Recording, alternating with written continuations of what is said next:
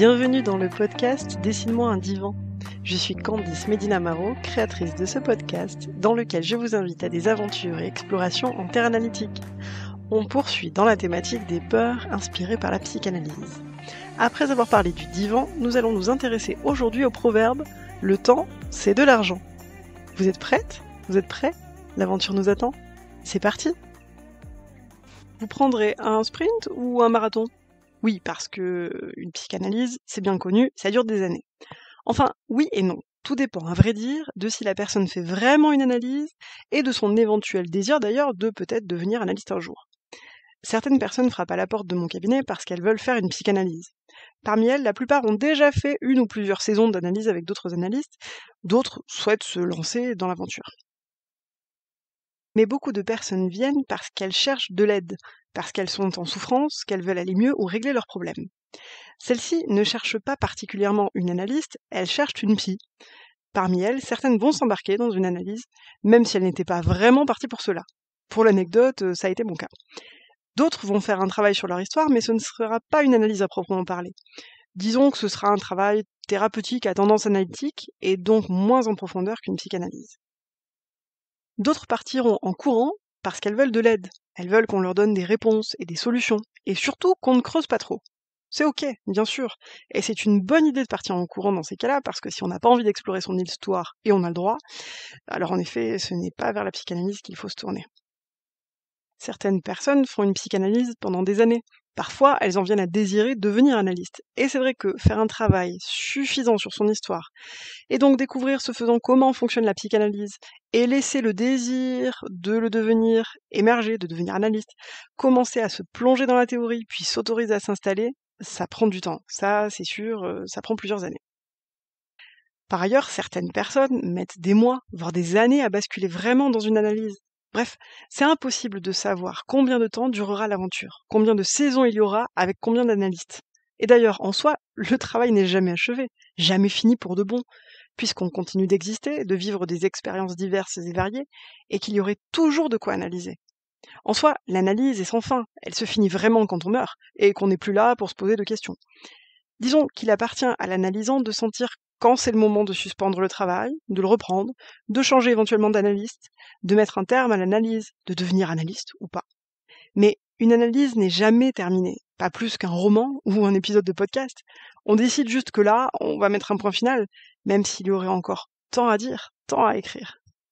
D'ailleurs, quand on devient analyste, la réflexion se poursuit. Autrement, différemment, selon d'autres modalités, mais on continue d'explorer notre histoire, à travers celle des autres notamment, parce que certaines choses font écho, et puis tout simplement parce qu'on continue à vivre encore une fois, et donc à se poser des questions, à mettre des choses en travail et à tisser notre récit. J'ai dit plusieurs fois, cela ne vous aura pas échappé, auditrices et auditeurs attentifs et perspicaces que vous êtes, que tout le monde ne fait pas vraiment une analyse. Il est temps d'essayer d'expliquer ce que j'entends par là. En effet, à quoi cela tient-il de faire une psychanalyse ? Quand est-ce que le travail entamé devient vraiment une analyse ? Je dirais que c'est quand l'analysante commence à devenir d'une certaine manière sa propre analyste. Quand elle commence à s'autoriser à explorer, à questionner, à se formuler les questions, les réponses et les questions qui en découlent le plus librement possible, en essayant de se plonger dans les méandres de son histoire, de ses ambivalences, de ses beautés, de ses affres, de ses laideurs. Quand elle commence à devancer certaines de mes questions, de mes interprétations, quand elle se parle avec le plus d'honnêteté possible, sans phare, sans masque, au plus près de qui elle est. C'est un travail, on peut l'imaginer, long et coûteux. Coûteux en temps, en énergie et en argent. Et Freud lui-même, je cite, « En psychanalyse, il est toujours question de périodes longues, de semestres ou d'années pleines, de laps de temps plus étendus que ne le voudrait l'attente du malade. » Alors, parenthèse ici pour rappeler que Freud était médecin et qu'il considérait donc qu'il recevait des patients, des malades. Cette vision a évolué depuis, et je m'inscris dans l'idée lacanienne de nommer les personnes qui viennent consulter des analysantes, à savoir celles qui analysent, vous l'aurez remarqué d'ailleurs. On a, par conséquent, poursuit Freud, l'obligation de révéler cet état de fait au malade avant qu'il se décide définitivement en faveur du traitement. D'une manière générale, je considère qu'il est plus digne, mais aussi plus utile, d'attirer tout de même son attention, sans viser toutefois à le dissuader, sur les difficultés et les sacrifices liés à la thérapie analytique. Encore, dans l'extrait que j'ai choisi, Freud parle de thérapie analytique. Il considérait en effet, je rappelle qu'il était médecin, que la psychanalyse était une thérapie, qu'il recevait des patients qui étaient malades et qui faisaient des cures. Ça n'a plus cours aujourd'hui, ou ça ne devrait pas. Pour rappel, la psychanalyse ne se propose pas de faire disparaître le symptôme, et c'était déjà le cas avec Freud, mais de faire émerger le sens inconscient de celui-ci, et ce faisant, de permettre de surcroît sa disparition. Les effets thérapeutiques sont donc de surcroît, comme l'a dit Lacan. Ils ne sont pas ce que vise en premier la psychanalyse, ils en sont une conséquence heureuse. Et ce n'est pas parce que Freud employait certains mots qu'on est obligé de les conserver comme des fétiches, c'est-à-dire des éléments ininterrogeables, tabous. Sinon, on verse dans la religion. Et ça, franchement, on évite. Bref, une psychanalyse, ça prend du temps, de l'énergie, de l'argent, on ne va pas se mentir. C'est un voyage au long cours, un tour de son univers singulier, et ça demande plus de 80 jours. En tout cas, pour celles et ceux qui font vraiment une analyse, ce qui n'est pas le cas de toutes les personnes qui viennent consulter une analyste, je le rappelle. Certaines personnes viennent pour une souffrance précise et travailleront dessus, mais sans pour autant aller vers une analyse. C'est un travail de type analytique, mais pas une analyse véritable. Certains analystes, d'ailleurs, n'aiment pas travailler avec des personnes qui ne se lancent pas vraiment dans une analyse, tout comme certains n'aiment pas travailler avec des enfants ou des familles ou des couples. Chacune et chacun fait ce qu'elle veut. Se forcer à travailler avec des gens avec lesquels ça ne nous intéresse pas de travailler, ça ne profitera à personne. En psychanalyse, comme ailleurs, il convient de se choisir mutuellement. Il faut avoir le désir de travailler ensemble. On n'est généralement que deux, même si dans nos têtes, on est d'accord, on est toujours très accompagnés, à défaut de l'être bien. Donc, il faut avoir envie de travailler avec la personne en face de nous, que cette personne soit l'analyste ou l'analysant. On le sent, super, on ne le sent pas, on passe son tour.